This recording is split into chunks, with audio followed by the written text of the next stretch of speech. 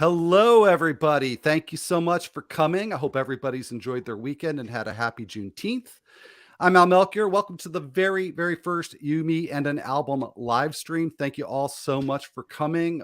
This is just going to be the beginning of this podcast branching out into video. So I'm very excited and honored to have such an incredible group of guests here to join me. So I'm just going to get right into the introductions, and then we'll get right into what we're here to do, which is to talk about the various bands and albums that we've geeked out on over the years. And that's kind of what this podcast is about every week, but we'll maybe get a little deeper into the geekery on this live stream. So first of all, I just want to thank everybody, all the guests here for coming and taking time out of what I know for each one of you is an incredibly busy schedule. So we have Ellen Adair here. Ellen is an actor who's been in Homeland, The Sinner, and Bull, among other series and movies, and they also appear on MLB Network's Off Base. Ellen also co-hosts the baseball movie podcast Take Me Into the Ball Game with their husband, Eric Gilde. So Ellen, thank you so much for coming. We'll be getting to Eric in a moment here.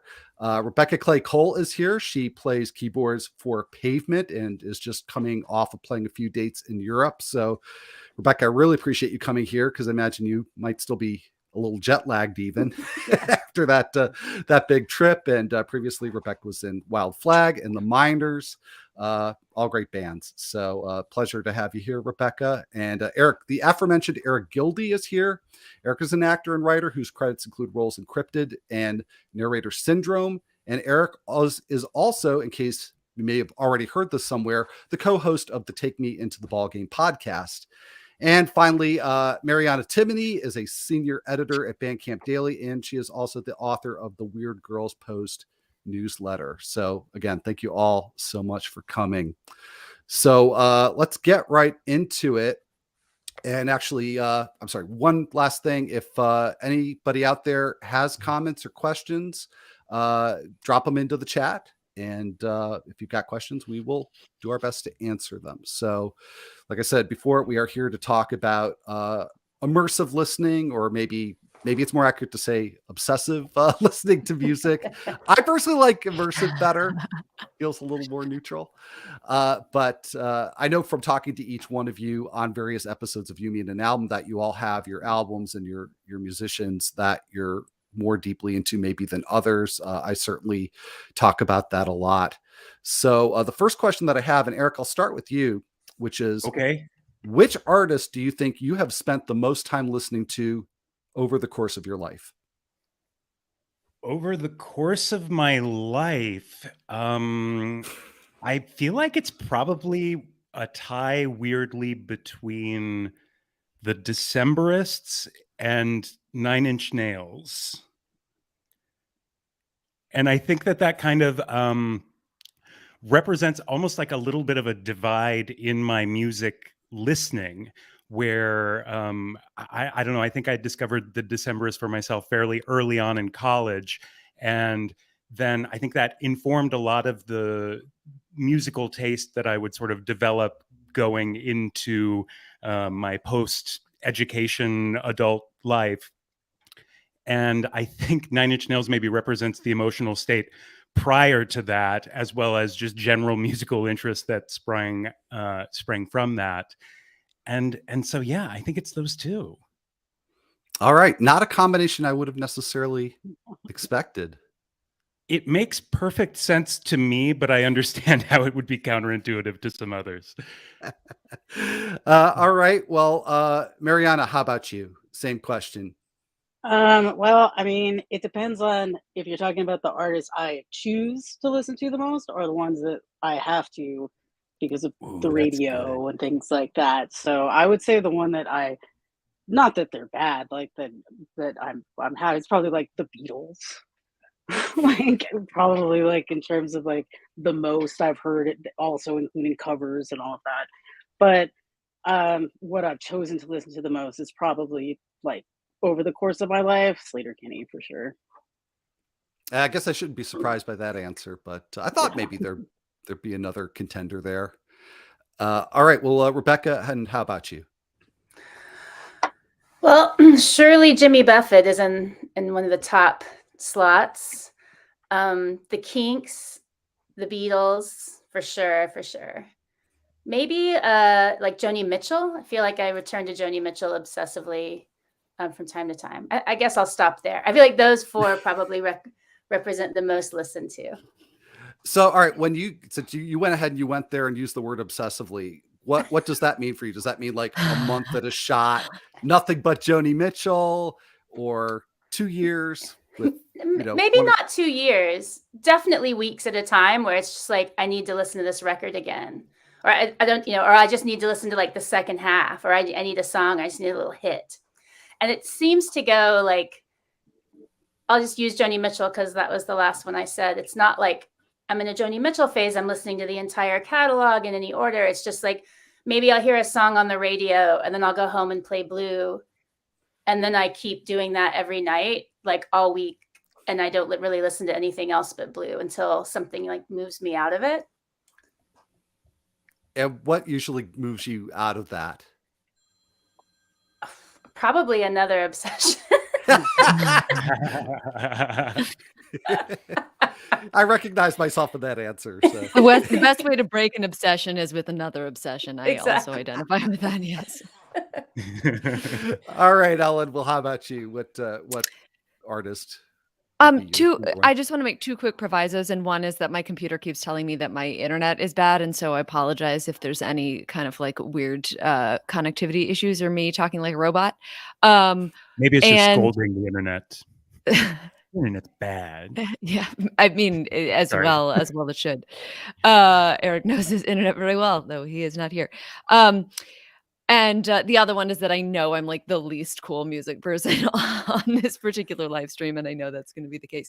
So I think the number one answer for me is probably Paul Simon, because when I was like a child, I loved Simon and Garfunkel. And then as a teenager, I sort of discovered Paul Simon's kind of later, I guess you'd call it, solo stuff. And it just stays with me. I just never don't want to listen to Paul Simon. And at this point, I definitely prefer Paul Simon by himself to Simon and Garfunkel, though Simon and Garfunkel is wonderful.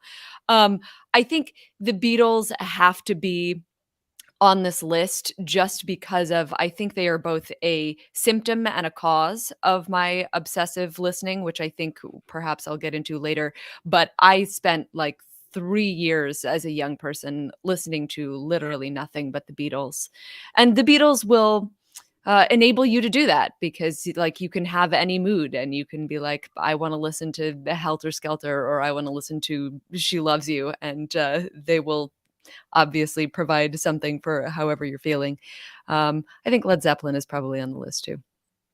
All right. Well, I would go back to the Beatles, and I've got McCartney on the mind because he just had a big birthday, number 80, and a lot of discussion about him on social media. Do you have? I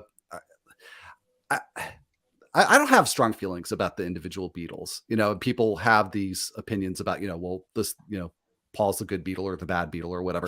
How do you feel about the solo catalogs? Is that a part of your binging, or it's it's interestingly it's not really been. I mean, I do think that All Things Must Pass is wonderful. I sort of feel like it's perhaps the best, in my opinion, of any of the solo Beatles albums, and I think that makes sense because you can kind of see that like George's creative output was slightly put down by John and Paul, and so he had more that was like still bubbling that he hadn't been able to share with the world.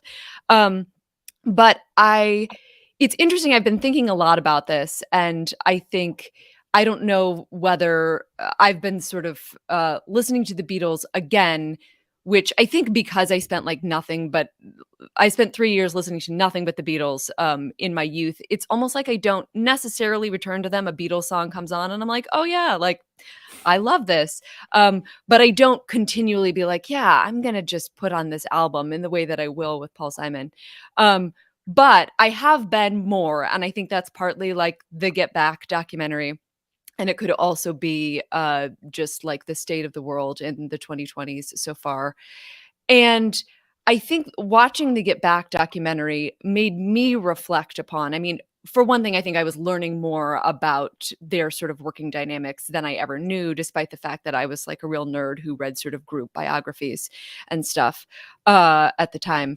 But it was very interesting to me how even when I loved the Beatles as a young person, I was like, I'm a John person. I tend to prefer John's songs the most. And nevertheless, as I was kind of really thinking about where they fit, I was just like, it really is, I think, a sum is even greater than the whole of its part situation.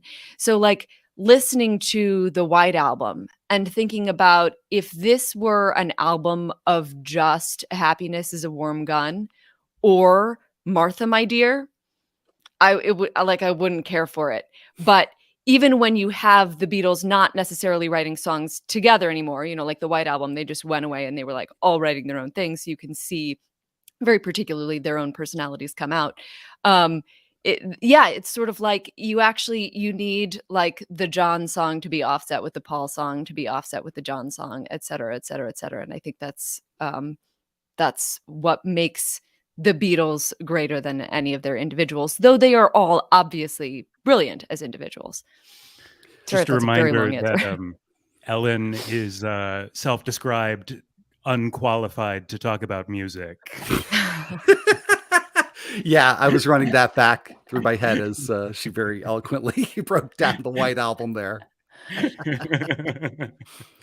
Well, Mariana, I want to go back to you since you mentioned that the Beatles sort of are reluctantly maybe the band that you've listened to the most. How do you parse? Oh, no, they're not the most reluctantly. I have plenty of bands that I've been forced to listen to that I hate, that like I have no choice of listening to. The Beatles are not one, for sure. Okay. Well, how do you parse their music down in terms of, you know, the individual work on solo material or maybe the individual work like Ellen was talking about on the Beatles albums? I mean, I don't really, you know, it's just like it's all good. It's so much better than so much other stuff. I don't really I think a lot of Paul McCartney stuff, I know people are super into it now. I still find it incredibly cheesy. I don't really listen to too many of the Beatles solo records. But at least like, you know, the Beatles music itself is like just part of my soul. Like Ellen was saying, like I hear a song, it's just like, oh, I know this song automatically. But I still go back and revisit them. It's actually really funny. I was just on tour with this band a month or two ago, and one of them was always playing avant-garde jazz in the van. Everybody got tired of it. So I was like, let's just listen to the Beatles. I was like being stupid. But then another dude in the band was like, no, let's listen to the Beatles. And then he proceeded to put on like the most ridiculous playlist of Beatles songs that I've ever heard. He played like Dig a Pony, Getting Better, Rocky Raccoon. It was hilarious, but everybody still knew all the words. So that was just like, I don't know. It shows that like the band is like consistently refreshing. Like the music can always be put in a different way that's like enjoyable, even if you know it, you know. All right. Well, I am curious now. So what would be a band that ranks very high on your list of bands that you've listened to a lot that you really wish wasn't the But case? I don't want to listen to. Oh, I'm gonna like hurt some feelings right now. Like I never want to hear The National again. Like ever. Sorry. I don't like Rush. I've had like people make very passionate arguments to me about Rush that has really changed my mind, but like I can kind of see it, but there's like other stuff, just boring indie rock Starbucks music, you know, like I never want to hear Lana Del Rey again. I could go on. All right. Well, yeah, I don't want too many people's feelings to be hurt. So I'm going to go back to Ellen here. The National is fine.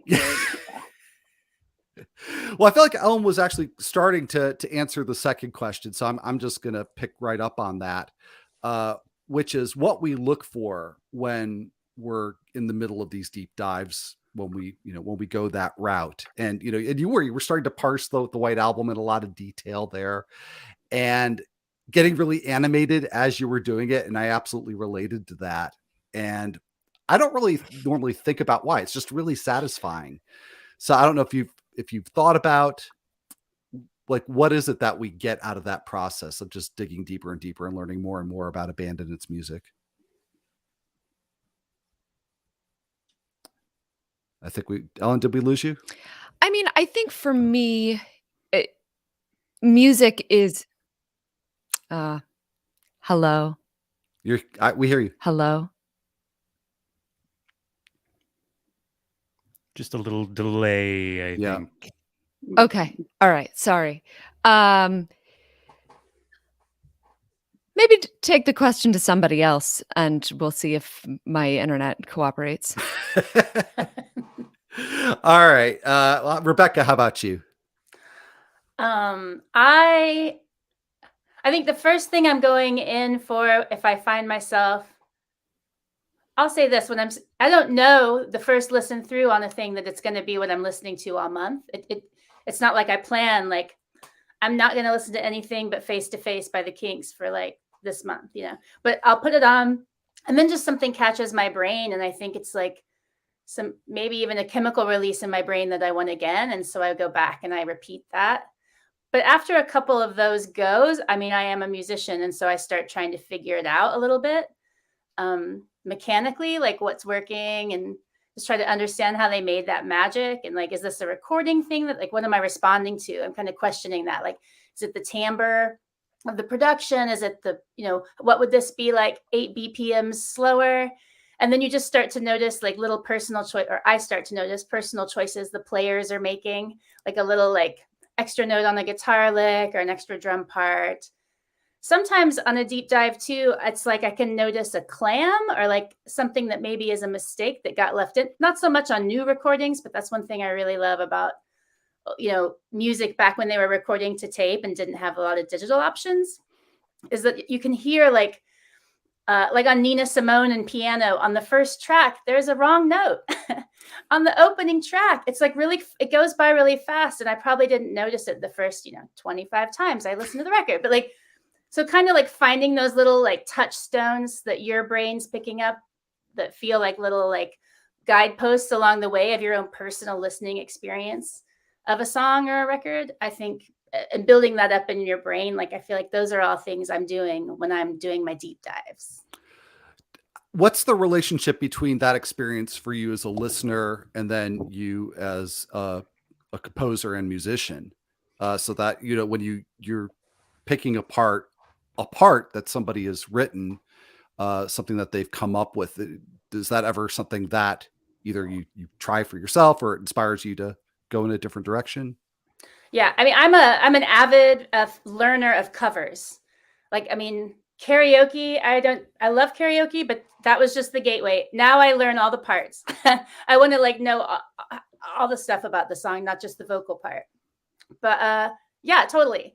I'll be listening to something and like at some point my neighbors will hear that pause and then I go over to my piano and I start plucking it out. Like, what are these notes? How does that work? So I'm always doing that. Even if I'm not consciously doing it, I think my brain is sort of like putting things in order or like noticing chord changes a lot. It's like, oh, they're using a major 2 instead of a minor 2. That's why it feels so like I'm always noticing that. But I also love to leave myself open to the magic of it as well. Like, I don't want to overanalyze something to the point where it just becomes like a known thing. So the music that I can like pick apart this really granular way, and then also still like 6 months later hear it and just lose myself in it all over again and still have the same emotional response. Like, to me, that's the best. Eric, is that something you can relate to, or do you have a different experience?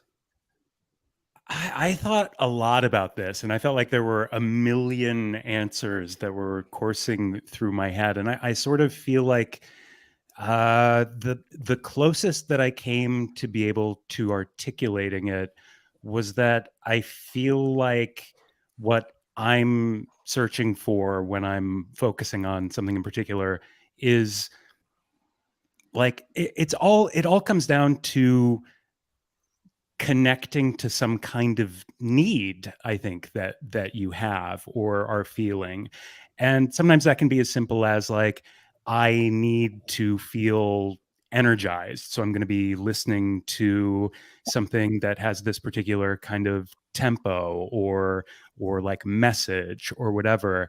And in terms of favorites, it was a very like thinking about like Nine Inch Nails, I sort of like stopped listening to it in part because as much as I admired the complexity of all of what Trent Reznor like layers into his music, there was a certain thing that spoke to me at that time that as my life moved on, I sort of didn't need anymore. Some part of me felt like it could let go of.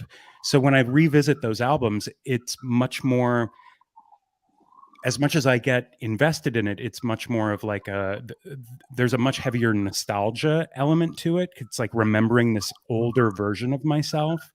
Tori Amos is the same way. I was obsessed with Tori Amos in high school and knew her first 4 albums like front and back.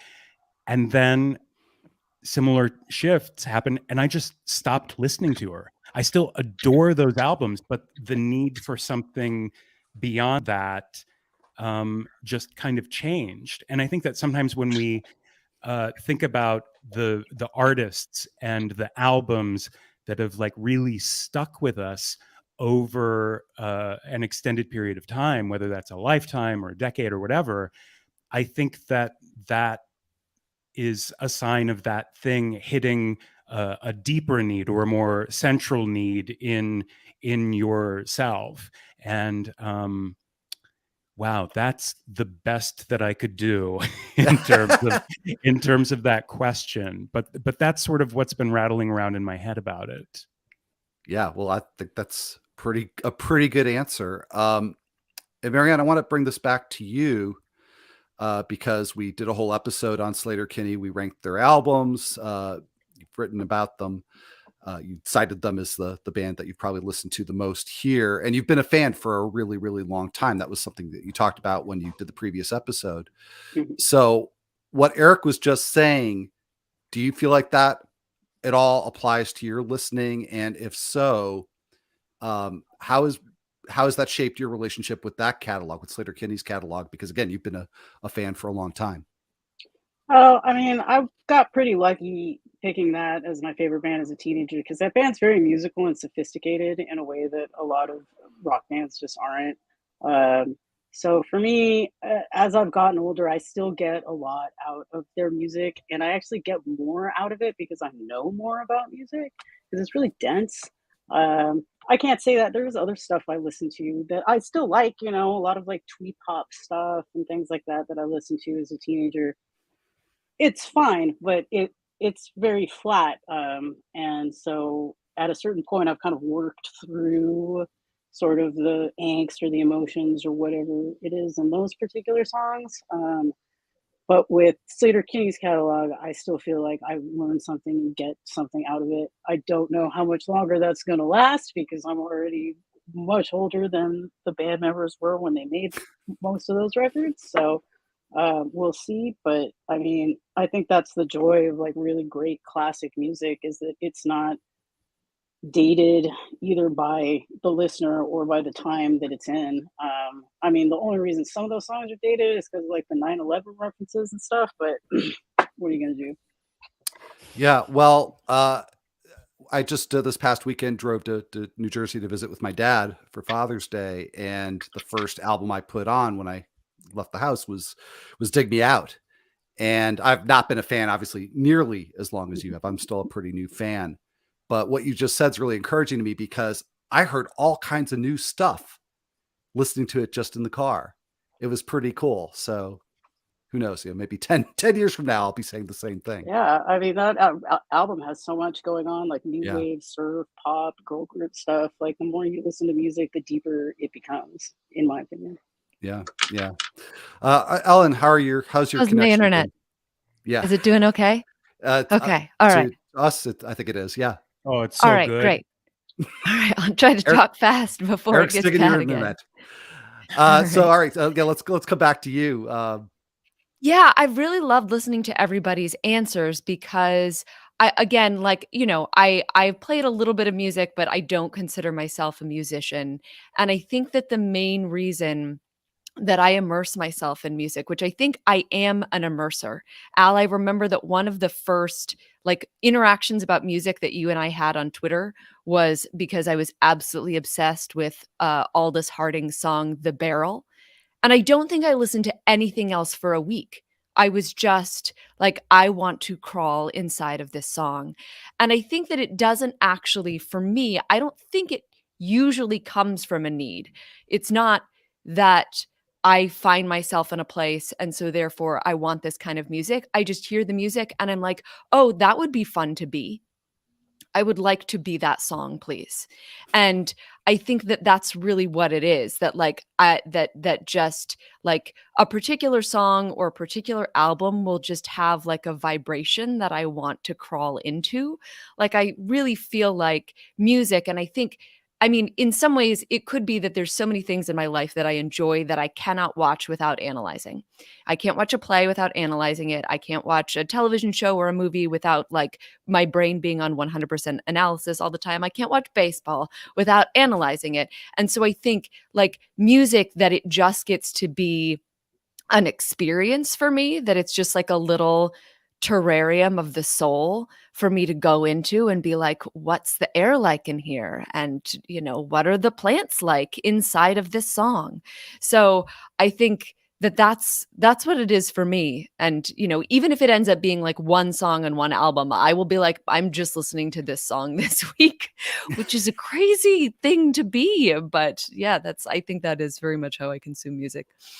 Yeah, no, I think that's very natural. I mean, I am more of an album listener, but I'd seen a video recently. I don't know how many people here are familiar with the Rick Beato YouTube channel, but he interviewed the guy Ted Giola recently, and he was saying how after 10 minutes of like a certain groove that the body chemistry changes or brain waves change.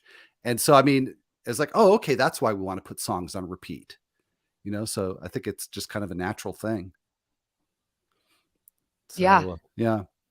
It's like, no, Eric, I was just you go gonna ahead. say that I really liked what Ellen said about a particular song or album or band or whatever, kind of creating vibrations in you. And I feel like there's something about really good music, or music that we really respond to, that that there is that kind of connection to. And I think there are any number of ways of describing or phrasing it, but to me it sort of feels like a really good piece of music like reveals a part of yourself to you. Like it's that strong of a connection, where there's, it's the way that people get attached to certain artists because they identify with something in it, or they suddenly don't feel alone about a particular state of being or emotion or relationship in their lives, or whatever. And I think that those are some of the strongest types of those connections. But I think there are all kinds of little ways that we see or feel something that we just recognize, and a lot of the power of the connection, for me at least, is in that. So do you think the flip side of that, what you were just describing, is the phenomenon of being really identified with a band and then they change direction and maybe that direction appeals to more people and then you don't like that band anymore, you don't like them as much? Or is that just something else? I think that can happen, but I don't know. I feel like it can go either way. I think sometimes, I think when there's a lot of changeover in a band, that can be fine. But I think frequently they just become a different band, and then you like that band also, or you don't. Or sometimes the band, musically, lyrically, whatever, is still recognizably enough of what it was before that it doesn't seem like there's that kind of schism. But you know, I know people who like any number of combinations of Van Halen's, for example. And people who don't. And people who don't. Some people who are just weirdly like all Sammy and like, sure, God bless. All right. Well, so you know, this is all. I know these comments are really interesting to me because, like I said, it's just these deep dives are just something I do without really thinking much, and I related to pretty much what everybody said here. But I think that sometimes there is a flip side to this as well. So one thing I wanted to talk about was how maybe being an immersive listener or obsessive, whichever you prefer, is limiting. And that's something that I feel. And as I said to Mariana offline, it's kind of why I started this podcast, because I was tired of feeling like, you know, I only knew a few really narrow niches in music and was missing out on, if not the music itself, at least the conversation around the music. So Mariana, I know you'd said something interesting when we were talking about this on email. So is FOMO something that you have experienced when you're, you know, deep into Sleater-Kinney or any other band or not? No, not really. I mean, I have to listen to so much new music for my job, which this is not a complaint at all, but like, I know, like, it's hard for me to have FOMO. It's much rarer for me to find something that I like so much that I want to listen to it again. But that said, like, because I've gotten so obsessive about the things that I like, there are gaps in my knowledge. One reason I have a lot of respect for the editorial director at Bandcamp Daily, his name is J. Edward Keyes. He really has made it a point in his life to listen to everything. So he is very well informed and very he'll listen to everything. Like I'm not going to listen to like technical death metal. I'm just not. But like he will listen to it and have something to say about it. Be like, oh, it sounds like this band. Like that to me is a sign of a very good and very immersive editor. But for me, I am just like really focused on the things I like because I feel that's where I can have the greatest impact. And then also for me in my career in terms of writing about music, if it doesn't have an emotional connection for me, I'm just not interested. Like it's not an intellectual exercise for me. The way that it might be for other people. I don't know what other people are doing, but so no, I don't really, like I said, there's gaps in my knowledge just because I haven't gotten around to it yet, but it's not really a fear of missing out. It's more just like, oh, I haven't listened to the entire Can discography yet, that kind of thing.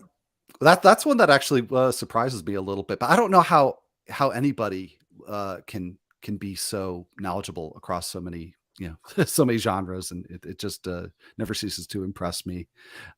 So Ellen, how about you? You ever have musical FOMO? I think not really. And I think there's a couple of reasons for that. I think number one, I've realized that I actually have more of a like joy of missing out than fear of missing out personality in general. And I think that when I'm talking about that time period when I was only listening to the Beatles, that was very specifically that, you know, I was just kind of like, I'm not going to listen to the music of right now because I am, you know, an alien basically and don't understand the time that I'm in, not realizing of course that there's so much of like 90s music that was like, I'm an alien and I don't understand the time that I'm in, that like I really could have gotten into had I listened to it. So it was sort of like an active missing out at that time, which is not how I have continued to live my life, I would say.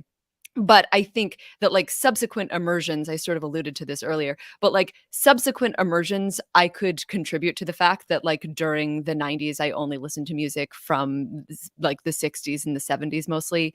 That then it wasn't until like the year 2000, I think it was, that my like new boyfriend was like, hey, listen to this. And it was Kid A. And I was like, oh, this is great. And so, you know, then I like just listened to Radiohead for a while. Or I remember it was like, it's embarrassing, but I mean, no more embarrassing than not knowing about Radiohead until 2000, perhaps less so. I didn't know about Vampire Weekend until the year 2013.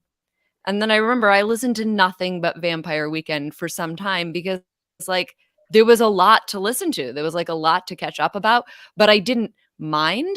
I just said, yay, like now I get to listen to this and I'm really into it. I think there's so many things that I feel a responsibility to be up on. And because music is not my job, I just sort of get to enjoy it and just kind of have it be like a personal experience, just my little sort of universe to enter. All right. Well, Rebecca, I know again what you do for a living. It may be a little bit of a different answer, but I don't know, maybe that funnels you in certain directions because of playing and writing all the time. But is this something that you experience? Yeah. I'm gonna go hard yes for FOMO. I think these days it's less fear and more resignation. Like Romo. I know that I'm, much like I won't live long enough to read all the books I'd like to read. That's something I kind of that's been my midlife crisis. I'm like, oh no, I won't be able to read all the books I want to read in this lifetime. It's really sad to kind of understand that. I feel like the same is true of music. I mean, I feel like I should know what my peers are doing.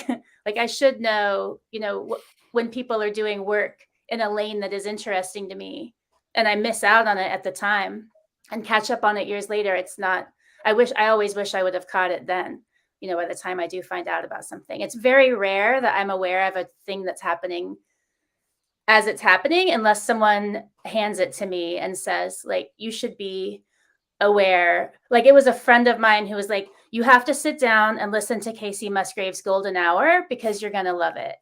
And he sat me in his apartment in Brooklyn and played the whole record. And I was like, you're right. I totally love this record. And I was aware of her because I love country music so much. I knew she'd done a couple of things, but I didn't know she'd made such a gorgeous album. Just, but someone had this, like, literally sit me down and demand I give my 40 minutes of attention to it. So hard, yes. Fear of missing out, resignation of missing out, but also, I mean, just my process is really immersive, maybe obsessive. And that's how I process, and that's how I gain enjoyment from music. So it's, I've spent a lot of hours listening to Jimmy Buffett that some would argue I should have been listening to, like, current trends in indie rock or whatever. And maybe I should have been. But I guess what for me as a musician, I don't feel bad about the input that I've given myself. I think, I trust my taste. I trust my own compass in this way. But it is also a real shame to realize that it's inevitable that I'm missing out on someone doing some really good work right now, but I don't have the bandwidth to catch up. And so it's a little sad. It's a resignation, not a fear. Well, I relate to you saying that you feel like you should have listened to something else instead of listening to Jimmy Buffett for the however many times that you've listened to it, whatever particular album. But I think it kind of gets back to the previous question about, what do we get from listening to a particular album for the 500th time? Because I could, think of it again, just go back to Dig Me Out, which I've listened to so many times over the last 2 years. And I could take half of those listens and introduce myself to dozens of bands I've never heard before. And I think I would do it the same way 100 times out of 100 times, because I do get something out of it. So yeah, I'm not sure where the should have comes from. I mean, for me, I just want it all. I wish I could know it all. Yeah. I just wish I could experience it all. Same with the books or like the art, it's just, there's so much wonderful work people are doing. There's so much creative work in the world, and we only have one lifetime with these eyes and ears and bodies to receive it. And so, but at the same time, sometimes in the museum, I just stand in front of one painting when I know there's 2 floors above me to go check out, but I just kind of can't believe I'm looking at this Guston or whatever, so it applies everywhere. All right. Eric, got any FOMO? Well, yeah, sure, I do. And at the same time, I ultimately feel like you are where you are. And, like, I think that if I'm obsessed with a particular song for a week or whatever, I let myself be obsessed with it for a week. Generally, I think, as Ellen said, like, as people who are kind of like privileged not to have musical trends and fads like as any part of our profession, I think that it is pretty easy to scratch that itch when it comes up. When I find myself in a place thinking, gosh, it's been a while since I've really gone out there and sort of seen what's new, what people are talking about. Luckily, we live in a world with a pretty high level of accessibility for those things when that need arises. And I have some of those similar feelings of, I mean, I'm sure everybody does to some extent, of like, I won't get to read all of the things. I won't get to consume all of the art that I want to. I always think of it as like a sort of Dr. Faustus syndrome. And I've just sort of come to accept that, like, I am where I'm at, and I'm just kind of like, well, what do I want to listen to right now? And I think sometimes I can feel a little overwhelmed, not necessarily resigned, although I totally get that. I try to frame it for myself as like, when I want a new toy, and then I look and go, yeah, but Eric, you've already got a lot of nice toys. Like, you can spend time with those, and then, like, maybe later you can get a new one. That's a good way to think about it. I like that. All right. Well, one of the reasons, or what I guess maybe inspirations for me doing the show and doing the way I do it, was that I had an awesome experience as a kid growing up of having friends that were really into music, and we'd go to each other's houses and here's the new Yes album, or whatever just came out, and to listen to it and break it down. I understand that the podcast plays a little differently because we're not actually listening to the albums in real time, but it's kind of the closest thing. And so I'm thinking, if we're all in somebody's basement here, let's say we're in your basement, what album are you introducing us to today that we all need to listen to? Oh goodness. I mean, I live in an apartment and I don't have a basement. But yes, I love Never the mind. image. Yeah. Well, I mean, I think in some ways that question is a little bit like, well, what has everybody not heard a million times? Because I don't feel like I have a lot of deep cut musical tastes. But certainly just options. If somebody's like, oh yeah, like maybe I've heard some songs, I don't know if I've heard the whole album, I would definitely pick Jeff Buckley's Grace as an example of like music that I totally didn't know about until the year like probably 2000, 2001. And is one of my favorite albums of all time. And I say that even as somebody who's like, Lilac Wine could fall into the sea and I wouldn't care at all. Yes, but I think that there's like I just could not survive without the song Last Goodbye. And then there's I think like a really interesting diversity of songs, and I could just listen to Jeff Buckley forever. And I think I would also want to pick, if people, felt like they maybe hadn't heard the whole album, Paul Simon's Rhythm of the Saints, which is famous, but not quite as famous as Graceland. And I actually think that like the most famous songs on it are probably The Obvious Child and Proof and Born at the Right Time. But I think that like the best 4 songs on the album are different songs than that. I think I love The Coast, and I also love the last 3 songs. So that's The Cool, Cool River, Spirit Voices, and Rhythm of the Saints. And I just think there's such good like spells. I think there's such good songs to just like crawl inside of and like become not ourselves in a good way. But I think other albums that I don't know, maybe not everybody has heard. I mean, probably everybody on this podcast. But two other options I might throw out there are First Aid Kit's Stay Gold and the first album of Joanna Newsom's Have One on Me, which I really just love. I think it is perfect. So y'all get to choose in my basement. I'm going to offer you a choice. Well, I don't know either of those albums, Ellen, so I might have to invite you back if you'll come back. Oh, sure. Of course. Yes. All right, Eric, what are you spinning for us? Well, so much of it depends upon the room, right? And context is important. And as of right now, today, as we are talking, I am in a beautiful home on a gorgeous summer day in Vermont. And it just feels like wonderful, like chill, early summer vibes up here. And so my mind kept going to several albums.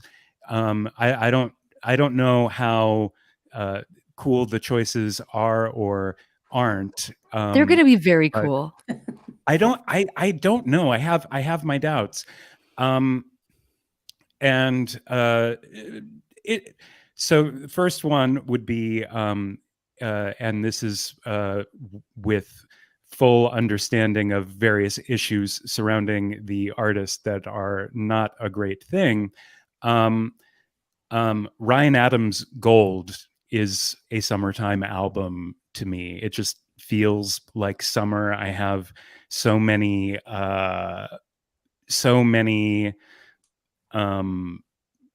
incredible memories around my early listenings to the album, and also have just enjoyed it musically for a very long time since then.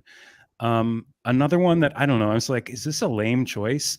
Tom Petty's Wildflowers is one that I just feel like this is the album that I would want to put on if everybody was over here at this beautiful Vermont house. And the other one that popped into my mind for slightly different reasons, but all of the same piece, is Cerulean Salt by Waxahachie, who is one of my favorites. All right. And it's funny you said that you were worried that Wildflowers wouldn't be, I guess, cool enough or popular enough, but it seems like everybody loves that album. Who doesn't love Wildflowers? Yeah, I know. I mean, that's why I was like, oh, should I try to come up with something like super cool and obscure? And I'm like, no, just pick the Tom Petty album. That's what you want to listen to. Excellent. That's what we want. When All you right, said that you were picking one that was by a controversial artist, I was like, is this going to be about graduation? Oh, no. It's like an album that Eric and I both love so much that we're like, oh, this album is perfect. And we feel awkward about liking it. It's so good. It's hard. Especially since there are, there is music that I feel like one can listen to and really, really appreciate, parts of it, but not other parts of it. And sometimes, depending on the production as well as articulation and diction of the artist, sometimes you can be musically committed to something before you fully grasp what you're committing to, the nuances of the message, or at least that's been my experience sometimes. All right, Rebecca, what are we going to listen to? Well, agree with Ellen and Eric. If you're DJing, that totally depends on the room and the vibe and what we're doing. I mean, if we were just hanging out on a summer day, I'd probably spin Marshall. I mean, I'm trying to keep this to albums I've immersively listened to a few different times. So I would go with Marshall Crenshaw's self-titled record, which is perfect pop front to back. Super amazing pop forms on that record, and super bubbly, great for a car ride. And if we were cooking or like hanging out, chilling, I would actually want to play PJ Morton's piano album. It's just like really live and really loose, and it's something I listened to a lot during the pandemic. It came out, when we were all at home. and it made me it gave me the sensation of being at a show, but it stuck with me. It just kind of feels like happy hour on deck somewhere, maybe like late night at the club. I love that record. What else? I mean, I'm not going to say Buffett, so I'm moving down the list of my record collection. Now, why aren't you going to say Buffett? Oh, because I'm it's the challenge. Well, I mean, if you said you didn't like Jimmy Buffett, I would probably start playing you some Jimmy Buffett. I would start making my case, maybe Living and Dying in 3/4 Time, or Changes in Latitudes, Changes in Attitudes. This seems like a pretty Beatles-friendly crowd, so I'd maybe spin a Kinks record, maybe Face to Face or something like that. Yeah, I don't know. So many. All right. Play records all day with y'all. Yeah, not a bad problem to have. All right, Mariana, what are we going to listen to at your house? Well, I mean, I would have to say the record by my friends Dummy, Mandatory Enjoyment, that came out on Trouble in Mind Records last year is phenomenal. And like, it wouldn't matter who was in the room because that record appeals to everybody. It's a great piece of rock music with a lot of cool ambient touches, a lot of dynamics. And I've been writing this huge article about them, so that's been my immersive listening. But it's really good. And they just put out a single on Sub Pop last week, which is great too. So that would definitely be my number one pick. But if I was just like choosing from the stacks, I don't know.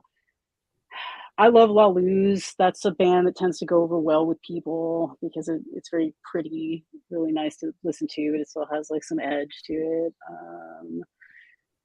I don't know. Mostly just Dummy. People should just listen to Dummy. All right. Sounds good. A lot of. I was going to say homework for me, but that makes it sound like it's not fun. So, what's yours, Al? I knew you were going to ask that, Eric. And I'm good at being a podcast host. Well, and it's funny because you asked me that question. I don't know if you remember a few months back, and I don't even remember what the context was. And and the album that I suggested was "Leaves Turn Inside You" by Unwound, and I'd probably go there again because I've been listening to that very regularly for several months. And I guess the other one that's top of mind is one from a recent episode. And it was a little bit of a slow burn for me because I didn't like it that much when I first listened to it. I was still kind of lukewarm when I actually did the episode. And then after doing the episode, I'm like, oh, this album's really great. And it's Ha Ha Ha by Ultravox. So I probably, if you all stuck around after Unwound, and that's like a double album. So if you're still there, probably put that on. So there you go. Good times. Very good times. I know we're going to wrap up here, but I don't want to let you all go without knowing what you've got going on. And as I alluded to a little bit earlier, Rebecca, of course, you're just back in the States after playing a few shows in Europe with Pavement. So I know you've been very busy with that, but once you're catching your breath, what do you have going on? More Pavement. Excellent. We're going to tour the US and Europe in the fall, and that's going to, I think we start up again late August for that. And that's basically it. I played on a friend's record has a release date down, number 2, and that's coming out really soon. So I'm excited about that. Wait, is this the number 2 from the 90s? Yeah. And also now from 2022, there's a new number 2 record. And it's awesome. Wow. I am so glad that cool. Yeah, that you said that because you referenced that the last time that you did the show. I just finished up the studio tracks that I'd done. Yeah. And I was like, I don't know if I can say this or not, but the record's out. They've released, they've done like 2 songs off the record and it's coming out. The rest of it's coming out really soon. So I'm really excited about that release.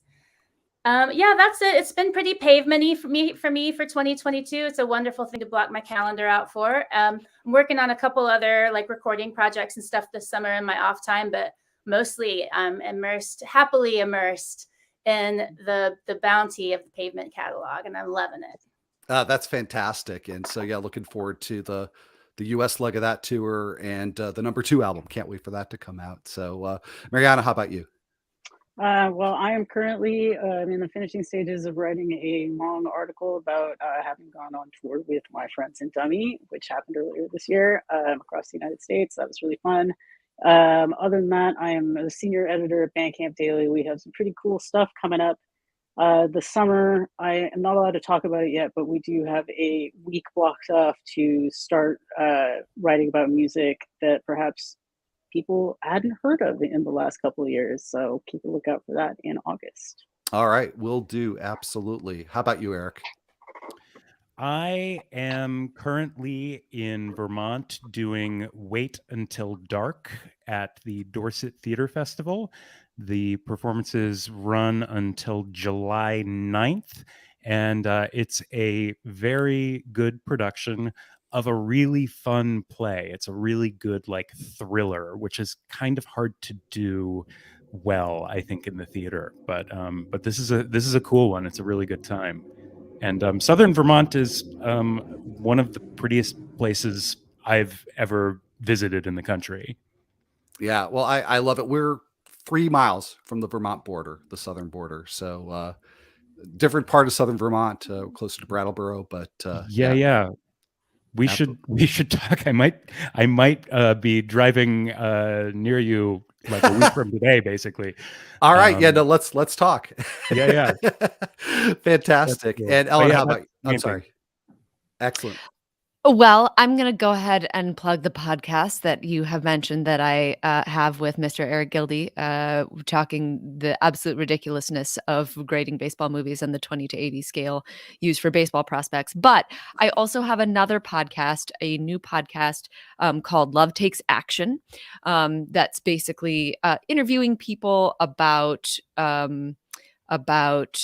sort of pivotal moments in their lives and challenges and ways they were helped by other people and ways that they helped others. And I am not the producer of this podcast. I'm just the host of it, but I think it's really great. And I feel like I can take zero credit for it being really great. And also Eric Gilde and I have 2 movies that are premiering next month. I'm a one of them self-promoter, apparently. Yeah. It's all right. I'll pick up the slack for you. One of them is called Cryptid that Al, I think you mentioned. Yes. And one of them is called Love and Communication. Now those are both premiering, but they're not going to be available to the general public immediately. But I guess you can keep an eye out for both of those titles whenever they are sort of done with the premiere circuit and are probably at the like Amazon near you. Yeah. I just also want to say that that our podcast is good and that you should listen to it. And I also am in a short film called Viral that has been going around various festivals. So postscript. All right.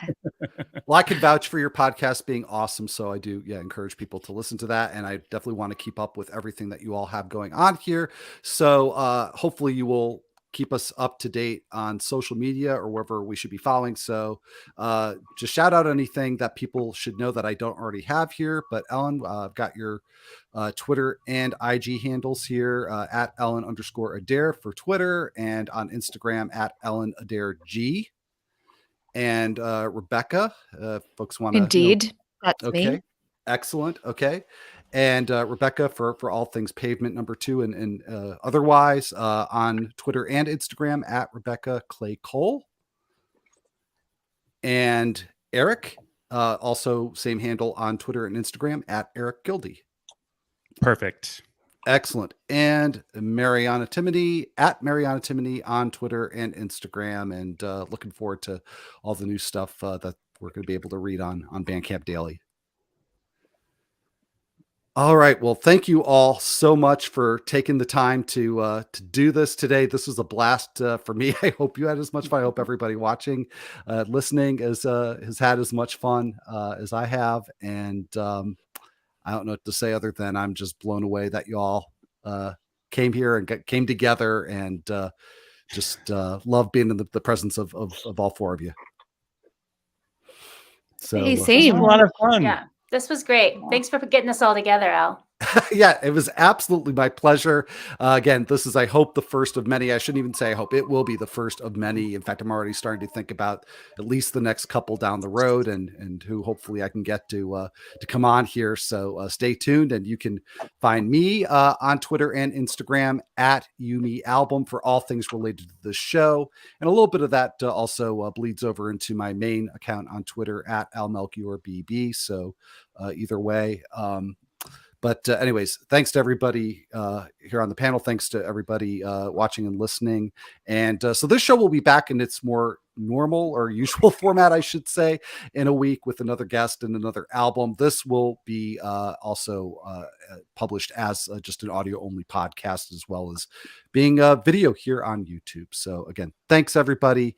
And hope you all have a good rest of your week, and be back in a week's time. Until then, everybody, take care. And of course, listen to great music.